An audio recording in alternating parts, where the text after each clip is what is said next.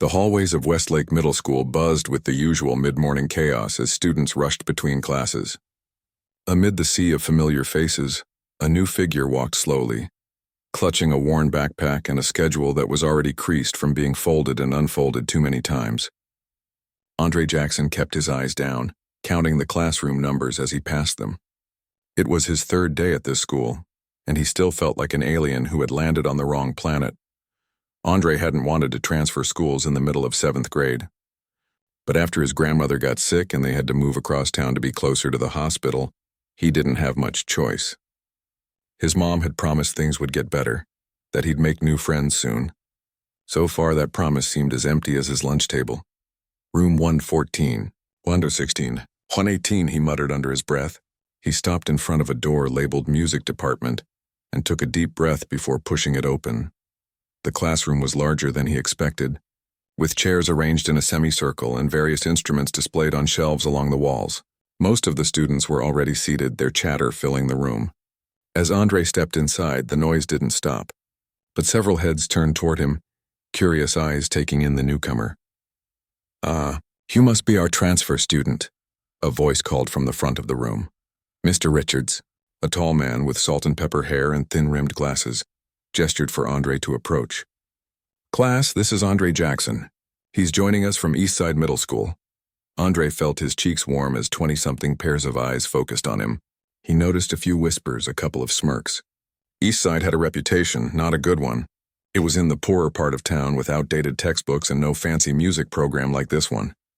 "Take a seat anywhere," Mr. Richards said, already turning his attention back to the whiteboard, where he'd been writing something about rhythm patterns. The only empty chair was near the back, next to a girl with colorful beads in her braids who scooted her chair a few inches away when he sat down. Andre pretended not to notice. "As I was saying," Mr. Richards continued, "this semester we'll be dividing into instrument groups for our spring concert. I'll be assigning instruments based on your preference forms from last week." He paused, glancing at Andre. "Of course, Mr. Jackson, you didn't fill one out. We'll figure something out for you." The way he said it made it clear that figuring something out was an inconvenience. Andre slumped lower in his seat. For the next 40 minutes, Mr. Richards discussed music theory, occasionally asking questions that students eagerly answered. Andre remained silent even when he knew the answers. Back at Eastside, they didn't have a formal music program, but he'd spent countless hours in the school library, checking out books on music and watching videos on the ancient computers. Music had always been his escape. When the bell rang, students rushed to leave, but Mr. Richards called out, "Andre, a moment, please." Andre approached the teacher's desk, his stomach tight with anxiety. "So, Eastside," Mr. Richards said, shuffling some papers without making eye contact.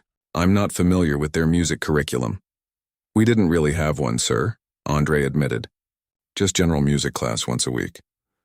"I see." The way Mr. Richards's mouth tightened told Andre everything he needed to know. "Well, everyone here has been playing since at least 5th grade. Most since elementary school. Do you play anything at all?" Andre hesitated. He wanted to mention the keyboard his grandmother had found at a thrift store, how he'd taught himself simple songs using free online tutorials at the public library, how he'd stay up late watching videos about music theory, fascinated by the mathematics of melody. But something in Mr. Richards's tone made the words stick in his throat. "No, sir," he finally said. Mr. Richards sighed, the sound heavy with resignation. "Well, everyone needs to participate in the spring concert. It's 30% of the final grade." Andre nodded, his heart sinking. He needed good grades. His mom had been clear about that. This school was a better opportunity, and he couldn't waste it. "I'll learn whatever you want me to play," he offered. A small smile crossed Mr. Richards's face, but it didn't reach his eyes. Admirable attitude. But learning an instrument takes years, not months. At that moment, the door opened, and 2 other teachers walked in.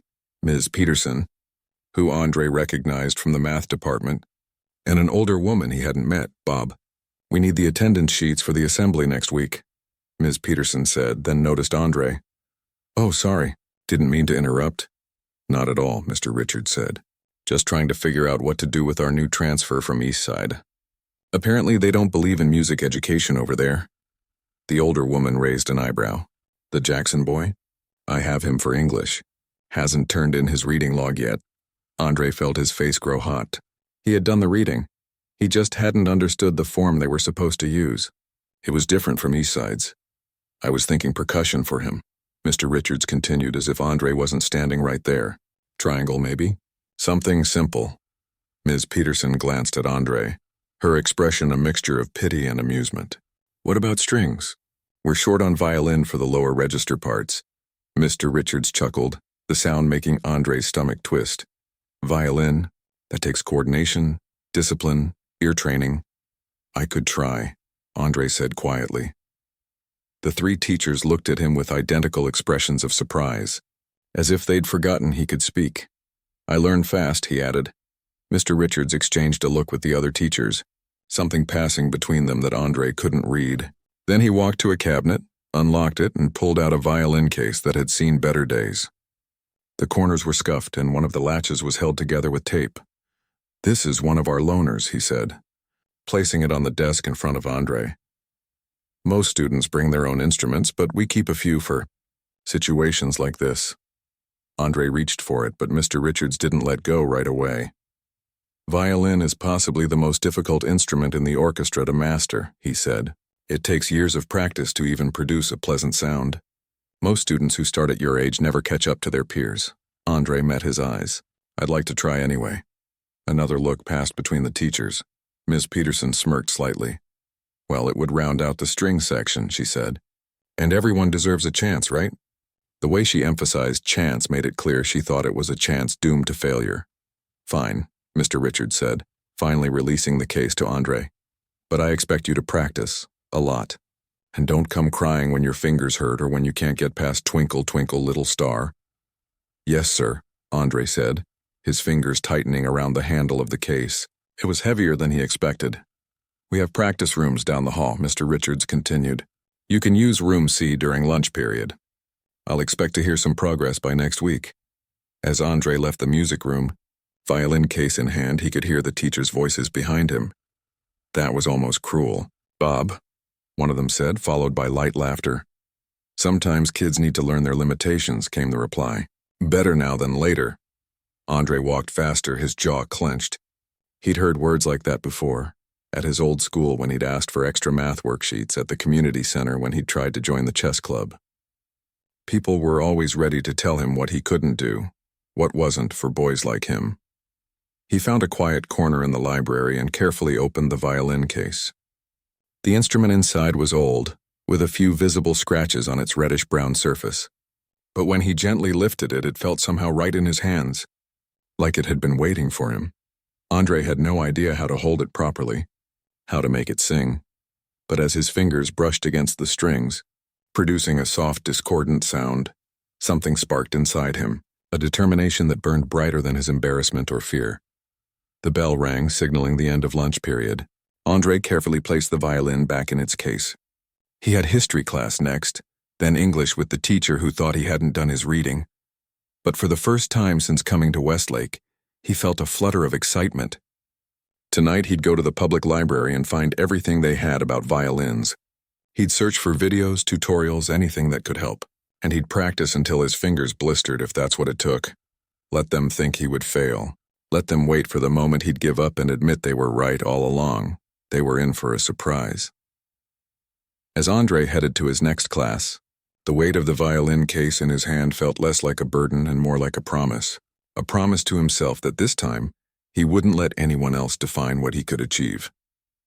The public library on 5th Street had become Andre's second home. Every day after school he would rush there, his violin case bumping against his leg as he ran. The librarians now greeted him by name, no longer surprised to see him heading straight for the music section. Back again, Andre? Ms. Wilson, the head librarian, called out as he passed the front desk. He nodded, slightly out of breath. Just for a couple hours. Got to practice before heading home. It had been 2 weeks since Mr. Richards had handed him the violin, 2 weeks of struggling to produce sounds that didn't make people wince. 2 weeks of blisters forming and breaking on his fingertips, of his shoulder aching from holding the instrument incorrectly, of frustration that sometimes made his eyes sting with tears, but also 2 weeks of small victories. The library had 3 books on violin technique. all of which Andre had checked out and renewed twice already. The pages were dog-eared from use, marked with sticky notes where he'd found particularly helpful tips. But the real treasure was the library's computer lab, where he could watch tutorial videos with the headphones turned low. Today, he had 30 minutes on the computer before someone else's reservation. He quickly typed violin beginner posture into the search bar, finding a video he hadn't seen before. "The key to proper violin technique begins with how you hold the instrument," said the woman in the video, demonstrating the correct position. Andre mimicked her movements, adjusting his grip on the pencil he was using as a stand-in for his bow. When his computer time was up, he moved to the small study room at the back of the library. It wasn't soundproof, but it was far enough from the main reading area that he could practice quietly without disturbing anyone. Andre opened his violin case, carefully lifting out the instrument that was starting to feel like an extension of himself. The rosin, borrowed from the school's music room, left a fine white dust on the dark wood as he prepared his bow. Then, taking a deep breath, he positioned the violin under his chin, raised his bow, and began the scale he'd been practicing all week. The first note wavered, but he adjusted quickly. The second was clearer. By the fifth note, he was smiling despite himself. It wasn't perfect, far from it, but it was music. Real music that he was making. He continued practicing until Ms. Wilson knocked gently on the door to let him know the library would be closing in 15 minutes. "How's it coming along?" she asked, genuinely curious. She'd heard his progress over the past weeks, from screeching noises that made her wince to increasingly recognizable melodies. "Getting better, I think," Andre said, carefully placing the violin back in its case. "I can play Twinkle, Twinkle, Little Star pretty good now." "Pretty well," she corrected with a smile. "And that's wonderful. Rome wasn't built in a day, you know." "Yeah, but I don't have as long as the Romans did," Andre replied, his smile fading. "Mr. Richards wants to hear my progress tomorrow." Ms. Wilson's expression softened. "Well, based on what I just heard, I'd say you've made remarkable progress for someone who started just 2 weeks ago." Andre wished he could believe her. But he'd seen the way Mr. Richards looked at him during class, expecting failure, waiting for it. And the truth was, Twinkle, Twinkle, Little Star was still the only piece he could play all the way through without making major mistakes. The walk home from the library was long, especially in the growing darkness. His neighborhood wasn't the best, but people looked out for each other. Mrs. Lee from the corner store waved as he passed, and Mr. Thompson, who was watering his small patch of front garden, called out a greeting. The apartment was dark when he arrived. His mom wouldn't be home from her evening shift at the hospital for at least another hour, and his grandmother would already be asleep.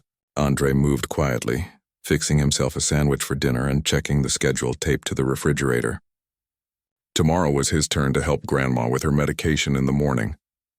In his small bedroom, Andre set his alarm for an extra half-hour early so he could practice before school. Then he pulled out his homework, determined to finish it despite his tired eyes. The violin was important, but so were his other classes. His math worksheet was easy. Numbers had always made sense to him. The English essay took longer. The prompt asked them to write about a challenge they'd overcome, and Andre found himself writing about the violin. Not that he'd overcome anything yet, but he would. He had to. Morning came too soon. Andre's fingers moved to silence his alarm almost before he was fully awake. The apartment was still quiet as he carefully took out his violin, using a practice mute he'd made himself by following instructions from a YouTube video. It dulled the sound to a whisper that wouldn't disturb his grandmother's sleep. He played through Twinkle, Twinkle 3 times, each slightly better than the last. Then he attempted the new piece he'd been working on, a simple folk song that required shifting to second position, something he was still struggling with. After helping his grandmother with breakfast and medication, he grabbed his backpack and violin case and headed for the door. "That thing giving you trouble?" his grandmother asked, nodding toward the violin case. Andre paused. "A little, but I'm getting better." She adjusted her glasses, studying him with eyes that still saw everything despite her failing health. "Your grandfather played guitar, you know. Had a good ear for music. Never had lessons, just picked things up by listening. You've got his hands." Andre looked down at his hands, surprised. No one had ever compared him to his grandfather before. "Really? Really. He'd be proud seeing you with that violin." Don't let anyone tell you what you can't do. She gave him a rare smile. Now go on before you're late. And Andre? He turned back at the door. Play for yourself, not for them. Those words stayed with him on the bus ride to school, echoing in his mind as he walked through the halls to his locker. Play for yourself, not for them. But it was hard to remember that advice when he entered the music room and saw Mr. Richards waiting, arms crossed. Let's hear what you've got, Mr. Jackson, he said without preamble. Though I warn you, if you can't at least manage a basic tune, we'll have to consider putting you on percussion instead. The other students hadn't arrived yet. This was a special session Mr. Richards had arranged specifically to evaluate Andre's progress.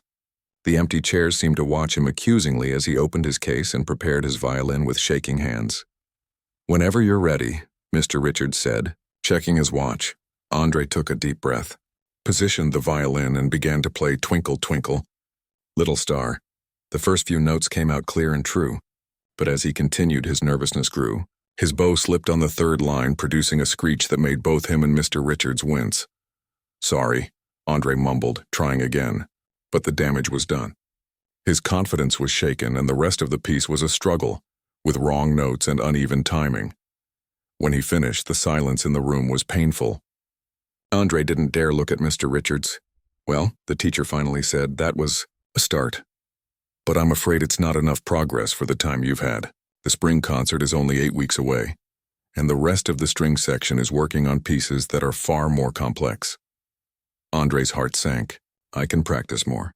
I'll get better. I'm sure you will eventually, but we don't have eventually. We have 8 weeks. Mr. Richards sighed, the sound laden with false sympathy. I think we should move you to triangle after all. It's still a contribution to the orchestra, and it's more achievable for someone starting this late.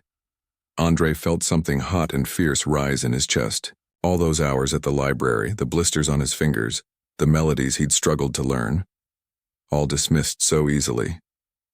Please, he said, hating how his voice cracked on the word. Give me 1 more week. I'll learn something better than Twinkle, Twinkle. Mr. Richards frowned, glancing at his watch again. The rest of the class will be here soon. 1 week, Andre repeated. If I can't play something that fits with the orchestra by then, I'll switch to triangle or whatever you want. For a long moment, Mr. Richards just looked at him, as if trying to decide whether Andre was worth the trouble. Finally he nodded. 1 week. But I want to hear a proper piece, played correctly. No nursery rhymes. Yes, sir, Andre said, relief washing through him. 1 week wasn't much time, but it was something. A chance. As the first students began to enter the classroom, Andre carefully put away his violin. He'd need to spend every spare minute practicing. He'd need to find a piece that was challenging enough to impress Mr. Richards, but simple enough that he could master it in 7 days. But most importantly, he needed to remember his grandmother's words. Play for yourself, not for them, because in the end, this wasn't just about proving Mr. Richards wrong anymore.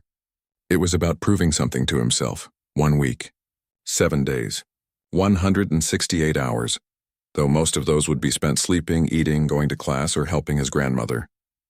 Andre did the math in his head as he walked out of school that afternoon. If he was lucky, he might get 30 hours of actual practice time. 30 hours to learn a piece good enough to impress Mr. Richards. It didn't seem possible, but then again, 2 weeks ago, he couldn't even hold the violin correctly. The library was his first stop, as usual. But today, he bypassed the music section and went straight to Ms. Wilson. I need something more challenging than Twinkle. Twinkle, but not too hard, he explained, the words tumbling out in a rush. Something I could learn in a week if I practice every minute. Do you have any books with simple classical pieces? Ms. Wilson thought for a moment. Let me check our catalog. We might have something in the back that's not on display. She returned 10 minutes later with a thin book titled First Year Violin, Classical Repertoire for Beginners. The pages were yellowed with age, and someone had scribbled notes in the margins, but Andre didn't care. He flipped through it eagerly, looking for something that might work.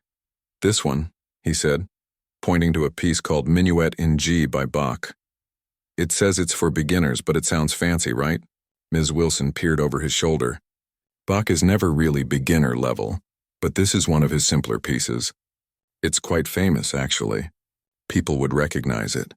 That was exactly what Andre needed. Something recognizable that would show he was serious about the violin. He checked out the book and headed straight for his usual study room, already humming the melody he'd just sight-read. Hours slipped by as he worked on the first few measures, struggling with the finger positions and bow control. When Ms. Wilson finally knocked to let him know the library was closing, he was surprised to see it was already dark outside. "I made a copy of the sheet music for you," she said, handing him a few papers, "so you can practice at home too." Andre thanked her, touched by her thoughtfulness. But home practice was tricky. The walls in their apartment building were thin, and his mother worked night shifts and slept during the day. His grandmother needed quiet too, especially when her pain was bad. Still, he found ways. Early mornings before anyone was awake. The school's practice room during lunch break. Even the small park near their apartment, where he'd sit on a bench in the late afternoon and practice with his homemade mute, ignoring the curious stares of passers-by.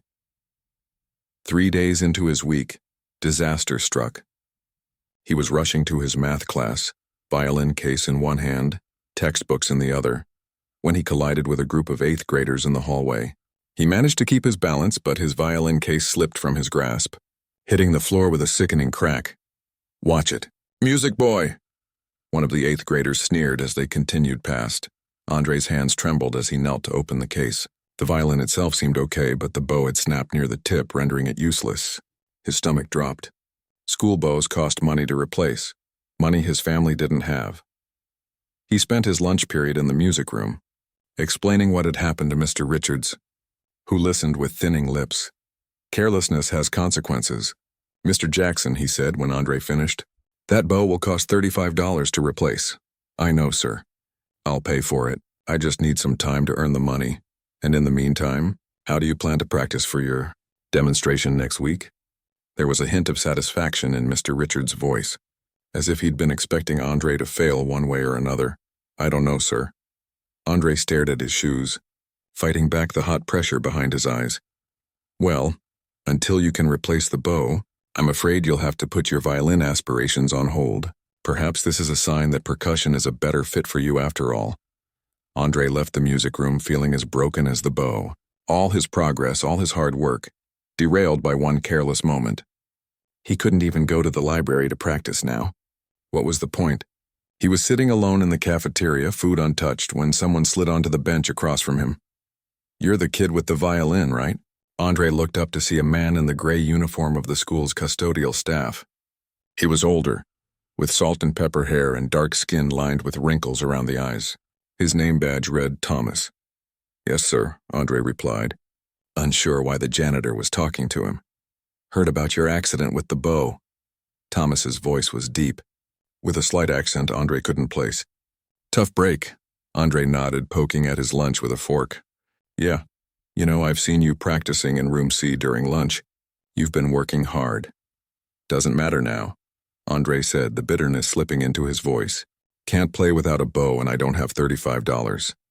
Thomas was quiet for a moment, studying Andre with dark, thoughtful eyes.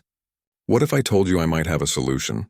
Andre looked up, a flicker of hope igniting despite his best efforts to stay realistic. "What kind of solution?" "Meet me in the auditorium after your last class. Bring your violin." Before Andre could ask any more questions, Thomas was gone, moving between tables as he collected trash and wiped down surfaces. The rest of the day crawled by, Andre's mind spinning with possibilities. What could the janitor possibly do to help? Maybe he knew a cheap place to buy a new bow. Or maybe he was going to offer Andre some work to earn the money faster. When the final bell rang, Andre rushed to the auditorium, violin case in hand. The large room was empty and dimly lit, the stage bare except for a piano and some stacked chairs. For a moment, Andre thought Thomas wasn't coming, that this had been some kind of joke. Then a door near the stage opened and Thomas emerged, carrying what looked like a violin case of his own. "You play?" Andre asked, surprised.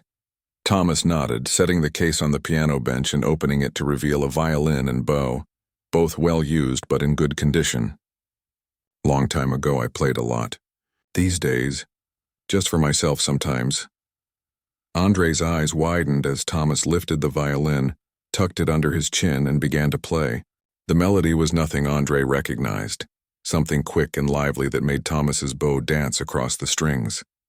His fingers moved with a confidence Andre could only dream of, drawing sounds from the instrument that were by turns joyful and wistful. When he finished, the last note hanging in the air like a question, Andre realized his mouth was open. He closed it quickly. "That was amazing," he said. "Why are you working as a janitor if you can play like that?" Thomas chuckled, the sound warm and genuine. "Life doesn't always go the way we plan, son. I used to play in a small orchestra back in my country. But when I came here, there weren't many opportunities for a middle-aged immigrant violinist with no formal training. I had a family to feed, so I took the jobs I could get." He carefully placed his violin back in its case, then removed the bow. "But music, once it gets in your blood, it never leaves you. I still play, just not for crowds anymore." He held out the bow to Andre. "Here. You can borrow this until you can replace the school's bow. It's a decent one, better than what they loan to students anyway." Andre stared at the bow, then at Thomas, unable to believe what he was hearing. "Really? You'd let me borrow it?" "On one condition," Thomas said, his expression turning serious. "You let me help you with that Bach piece you've been working on. Your fingering needs adjustment and your bow control could use some work." "How did you know I was playing Bach?" Thomas smiled. "The walls in this school aren't as thick as people think. I've been listening to you practice. You've got something, kid. Raw talent. But talent only gets you so far without proper technique." Andre took the bow, feeling its weight, different from the school one he'd been using. "I've only got 4 more days until I have to play for Mr. Richards." "Then we'd better get started." Thomas gestured to the stage. "Show me what you've got so far." For the next hour, Andre played while Thomas offered corrections and suggestions. Some were small things, a finger placement, a shift in posture. Others were more fundamental, changing the way Andre approached the piece. "Music isn't just notes on a page," Thomas explained.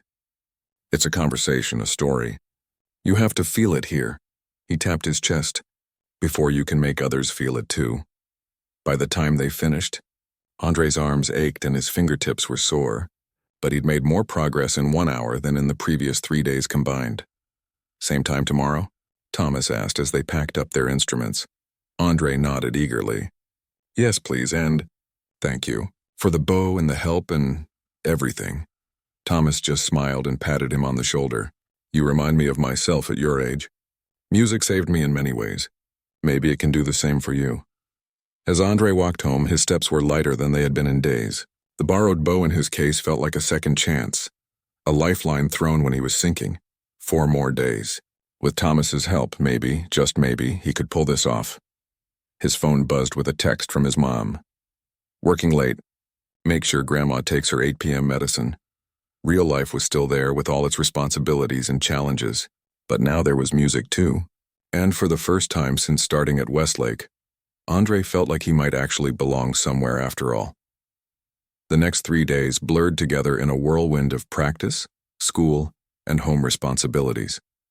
Andre would wake up before dawn to practice with his mute, go to school, spend lunch with Thomas in the auditorium, rush to the library after school, then head home to help with his grandmother and squeeze in more practice before falling into bed. Exhausted but determined, Thomas proved to be the teacher Andre had needed all along. Unlike Mr. Richards, who seemed to expect failure, Thomas assumed success. He just helped pave the way there. "Again," Thomas would say, after Andre stumbled over a difficult passage. "But this time, don't think about your fingers. Think about what the music is saying." Andre would try again, focusing less on the technical aspects and more on the feeling behind the notes, and somehow, magically, his fingers would find their way. "How did you learn to play like this?" Andre asked during one of their sessions, watching in awe as Thomas demonstrated a particularly tricky part of the minuet. Thomas smiled, the lines around his eyes deepening. "In my village, we didn't have fancy music schools or private tutors. My uncle played violin for local celebrations, weddings, festivals, that sort of thing. When I was about your age, I started following him around, watching. Eventually, he let me try his violin." "And he taught you?" "Some, but mostly I learned by listening and trying, playing for hours until my fingers bled, then playing some more." He looked at Andre's fingertips, which were developing calluses. "Music isn't about being perfect. It's about being honest. When you play from your heart, people feel it." Those words stayed with Andre as he practiced, becoming a mantra of sorts. Play from the heart, be honest. Let people feel it. By the night before his demonstration for Mr. Richards, Andre could play the entire minuet from memory. It wasn't flawless, he still struggled with a few transitions, and sometimes his bow control wavered, but it was recognizably Bach, played with genuine feeling. "You're ready," Thomas told him after their final practice session. "Remember, tomorrow isn't about Mr. Richards, it's about you and the music." Andre nodded, trying to believe it. But as he lay in bed that night, doubt crept in. What if he froze up? What if his hands shook too much to play properly? What if Mr. Richards was determined to find fault no matter how well he played? He must have fallen asleep eventually, because the next thing he knew, his alarm was beeping and the sky outside his window was just beginning to lighten. Today was the day, his one shot to prove himself. Breakfast was a quiet affair. His mother had the morning off from the hospital for once, and she noticed his nervous picking at his toast. "Big day at school?" she asked, pouring herself more coffee. "Kind of," Andre said. He hadn't told her much about the violin situation. She had enough to worry about with work and Grandma's health. "He's got a music thing," his grandmother chimed in from her seat at the table. "Playing his violin for the teacher." His mother raised her eyebrows. "Is that what you've been practicing all hours? I thought you were just fooling around with that old thing." "It's Bach," Andre said, a hint of pride creeping into his voice despite his nerves. "A minuet." "Well, look at you," his mother said with a smile that made her look younger, more like the woman in the photos from before Dad left, before Grandma got sick. "My son the musician." "I'm not really a musician yet," Andre mumbled. His grandmother snorted. "You play music, don't you? Sounds like a musician to me." Those simple words gave Andre a boost as he headed to school, violin case in hand. He wasn't pretending anymore. He was actually playing music, real music that people recognized. No matter what happened with Mr. Richards today, that was something no one could take away from him. The morning classes dragged by, each minute feeling like an hour. Andre found it impossible to focus on algebra or history when all he could think about was the melody running through his head, his fingers twitching as if playing invisible strings under his desk. Finally, the lunch bell rang. This was it. Mr. Richards had agreed to meet him in the auditorium rather than the small practice room, a small concession that Thomas had suggested, saying the better acoustics would help Andre's playing sound fuller. As Andre approached the auditorium doors, his steps slowed. What if Thomas wasn't there? He'd promised to come for moral support, but he had his regular cleaning duties too. Taking a deep breath, Andre pushed open the doors and stopped short at the sight before him. Not only was Thomas there, standing off to the side of the stage, but so was Ms. Wilson from the library. And to his surprise, Mr. Richards wasn't alone either. The other music teachers were with him, along with the principal and what looked like half the string section of the school orchestra. "What's going on?" Andre asked Thomas in a whisper as he made his way to the stage. Thomas gave him an apologetic smile. "Word got around that you'd be playing. These kids," he nodded toward the orchestra students, "they didn't believe anyone could learn Bach in a month, let alone a week. They wanted to see for themselves." Andre's heart pounded so hard he could feel it in his throat. It was one thing to play for Mr. Richards, who already expected him to fail. It was another thing entirely to perform for his peers who had been playing for years. "I can't do this," he whispered, panic rising. "Not with everyone watching." Thomas put a steady hand on his shoulder. "Yes, you can. Remember what we talked about? Play from your heart. The rest will follow." Mr. Richards cleared his throat loudly from the front row of seats. "Whenever you're ready, Mr. Jackson. We don't have all day." The whispers and rustling from the small audience died down as Andre stepped onto the stage. His hands were shaking so badly that he nearly dropped his bow as he removed it from the case. From the corner of his eye, he could see Thomas giving him an encouraging nod. "Play from your heart."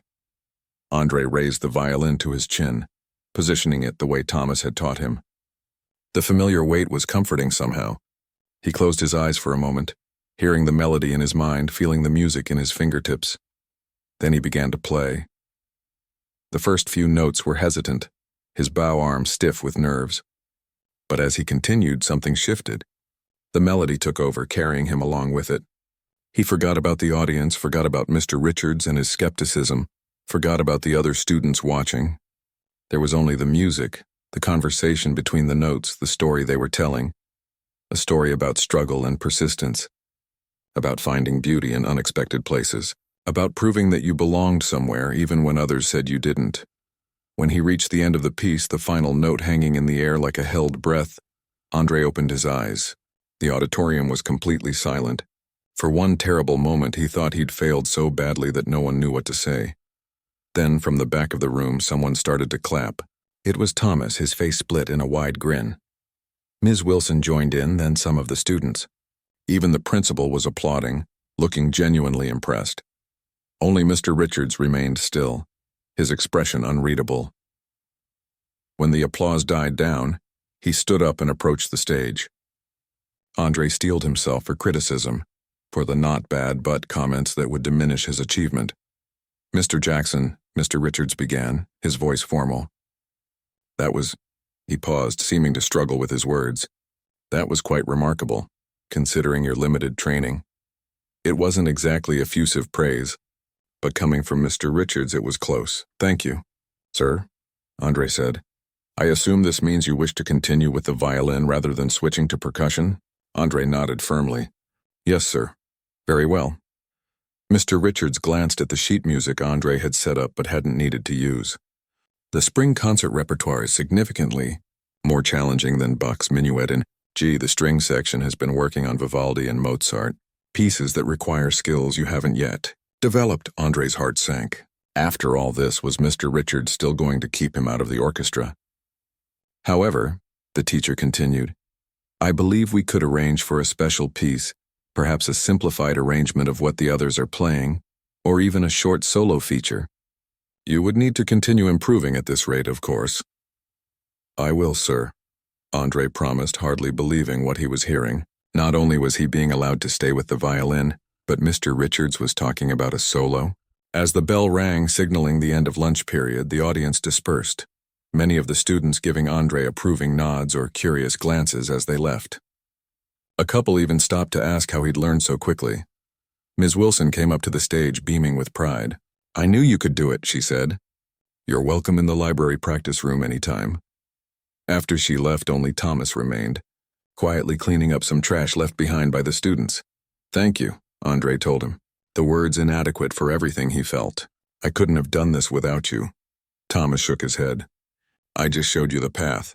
You walked it yourself. Will you still help me? With the new music for the concert? Of course. Thomas smiled, the warmth reaching his eyes. But I think you'll find things will be a bit different now.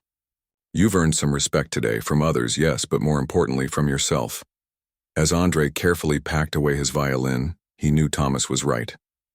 Something had changed. For the first time since coming to Westlake, he felt like he truly belonged, and it was music that had opened the door. The 2 months leading up to the spring concert passed in a blur of practice sessions, homework, and increasingly difficult pieces of music. After Andre's demonstration in the auditorium, things had changed, subtly at first. Then more noticeably, Mr. Richards still wasn't exactly warm, but his criticisms had become constructive rather than dismissive. He'd assigned Andre a modified version of the Vivaldi piece the rest of the string section was playing, plus a short solo piece for the concert's finale. He's actually helping me now, Andre told Thomas during one of their after-school practice sessions. Yesterday, he spent 15 minutes showing me how to improve my vibrato. Thomas nodded, a knowing smile on his face. People rise or fall to meet your expectations. Mr. Richards expected you to fail, so he didn't bother teaching you properly. Now that he knows what you're capable of, he's doing his job. The other students had changed too. No one was exactly rolling out the welcome mat. Years of established social groups weren't going to shift overnight. But Andre was no longer completely invisible. People nodded to him in the hallways. A few of the orchestra kids even started joining him at lunch occasionally, talking music theory and comparing techniques. Most importantly, Andre had changed. The boy who had slunk into Westlake with his eyes down, expecting rejection, had been replaced by someone who walked taller, who spoke up in class, who knew he belonged. You carry that violin case like a badge now, his grandmother observed one morning. Used to be you'd hold it like it might bite you. Andre grinned. Yeah, well, now it feels like it's part of me.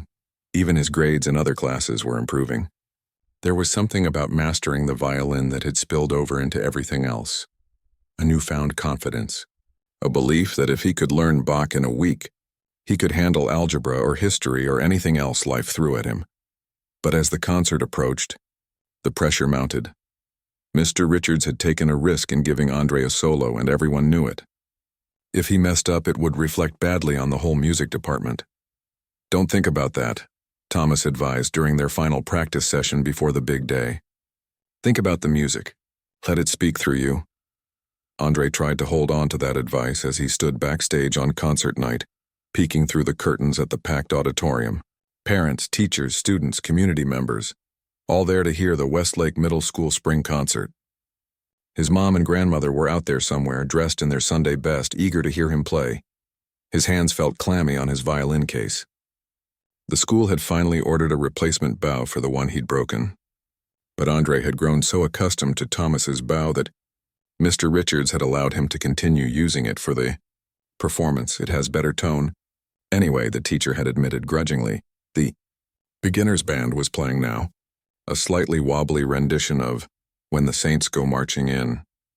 After them would be the choir, then the advanced band, and finally the orchestra. Andre's solo would close the show. A hand fell on his shoulder, making him jump. Nervous? It was Lily, the first-chair violinist, a tall 8th grader with glasses and a serious expression who had been playing since she was 4. "A little," Andre admitted. "Okay, a lot." To his surprise, she smiled. "Me too, every time. But once you start playing, it gets better." She hesitated, then added, "Your solo piece sounds really good, by the way. I heard you practicing yesterday." Coming from Lily, who had initially been one of the most skeptical about Andre joining the orchestra mid-year. This was high praise indeed. "Thanks," he said, warmth spreading through his chest. "That means a lot." The minutes ticked by as Andre waited, half listening to the other performances, running through his solo piece in his head. He'd be playing Massenet's Meditation from the opera Thais, a piece far more advanced than anything he'd attempted before. Thomas had suggested it, saying its emotional depth would showcase Andre's natural expressiveness, and Mr. Richards had surprisingly agreed. When it was finally time for the orchestra to take the stage, Andre filed out with the others, taking his place in the second violin section. The lights were blinding, the audience a dim mass beyond them. He could make out Thomas standing at the back of the auditorium, and thought he glimpsed his mother and grandmother in the 3rd row, but couldn't be sure. Mr. Richards raised his baton, and they began the first piece, a lively Mozart selection that had given Andre fits during rehearsals. But tonight his fingers found the notes with unexpected ease, as if all those hours of practice had finally gelled into muscle memory. They moved through their program. Mozart, then Vivaldi's Spring from the Four Seasons, then a modern piece commissioned specifically for middle school orchestras. Through it all, Andre played with growing confidence, no longer just keeping up but actually contributing to the overall sound. Then it was time for his solo. As the rest of the orchestra remained seated, Andre stood and moved to the center of the stage. A hush fell over the audience. "Our final piece tonight," Mr. Richards announced, "is the Meditation from Thais, performed by Andre Jackson." Violin solo. Andre closed his eyes for a moment, centering himself the way Thomas had taught him. He could feel his heartbeat pounding in his ears, his palms sweaty on the neck of the violin. Play from your heart. Be honest. Let them feel it. He raised his violin, took a deep breath, and began to play. The opening notes floated out over the silent auditorium, delicate and questioning. As he continued, the melody deepened, telling a story of longing, of searching for something just out of reach. Andre poured everything into it. All the doubt he'd felt when he first came to Westlake. All the determination that had driven him to practice until his fingers bled. All the joy he'd discovered in creating something beautiful from nothing but wood and string and his own will. Time seemed to stretch and bend. Andre forgot about the audience, forgot about Mr. Richards watching critically, forgot about everything except the conversation between his heart and the violin. The music swelled and receded, carrying him along with it, and he surrendered completely to its flow. When the final note faded into silence, Andre opened his eyes, returning to reality like someone waking from a dream. For one endless second, there was no sound at all. Then the applause began, scattered at first, then building into a wave that washed over him. People were standing. Someone was whistling, and there in the 3rd row, just where he thought he'd seen them. His mother and grandmother were on their feet, tears streaming down his mother's face as she clapped so hard it looked like it hurt. Mr. Richards was nodding, a smile tugging at the corners of his usually stern mouth. The other orchestra members were applauding too, Lily giving him a thumbs up from her seat. As Andre took his bow, his eyes found Thomas at the back of the room. The janitor who had become his mentor was beaming with unmistakable pride, and the sight made Andre's throat tighten with emotion. Later, after the concert, the music room buzzed with excited conversation as parents and students mingled, enjoying refreshments and congratulating the performers. Andre found himself surrounded by people he'd never spoken to before, all wanting to know where he'd learned to play like that, how long he'd been studying, whether he planned to continue with music in high school. "You should consider applying to the Arts Magnet High School," suggested the district music coordinator, handing Andre's mother a brochure. "Scholarships are available for talented students." Mr. Richards, making his rounds through the crowd, stopped by Andre's group. "Well done tonight, Mr. Jackson," he said, his tone formal but his eyes warmer than Andre had ever seen them. "Your progress has been quite extraordinary," Andre smiled. "Thank you, sir. I had good teachers." Mr. Richards raised an eyebrow, looking momentarily puzzled, but then moved on to speak with other parents. It was nearly an hour before Andre could break away to find Thomas, who was quietly cleaning up empty cups and napkins in the hallway outside. "You don't have to do that tonight," Andre said. "You should be celebrating, too. That solo wouldn't have happened without you." Thomas smiled, setting down his trash bag. "I'm proud of you, son. You played from your heart tonight. Everyone felt it. Will you keep teaching me, even after the school year ends?" "Of course. Music isn't just for concerts and classrooms. It's for life." Andre's mother approached, his grandmother leaning on her arm. "Andre, honey, we should get going. Grandma needs her rest." She looked at Thomas curiously. "Are you one of the music teachers?" "No, ma'am," Thomas replied. "Just the janitor." Andre shook his head. "He's a lot more than that, Mom. He's the one who taught me how to really play the violin. This is Thomas." His mother's expression softened with understanding. "Then we owe you a debt of gratitude, Mr. Thomas. I've never seen my boy so alive as he was on that stage tonight." "The talent was always there," Thomas said. "He just needed someone to believe in it." As they walked out to the parking lot, Andre's violin case swinging lightly at his side, his grandmother chuckled to herself. "What's so funny?" he asked. "Just thinking about those teachers who thought they were putting you in your place with that violin. Bet they're singing a different tune now." Andre smiled. She was right. What had started as an attempt to mock him had become the very thing that gave him confidence, purpose, and a place where he truly belonged. The joke had backfired completely, but he wasn't thinking about revenge or proving anyone wrong anymore. He was thinking about the music still playing in his head, about the pieces he wanted to learn next, about the endless possibilities that had opened up before him. One thing was certain. No one at Westlake would ever again make the mistake of underestimating what Andre Jackson could accomplish when he put his mind and his heart into something.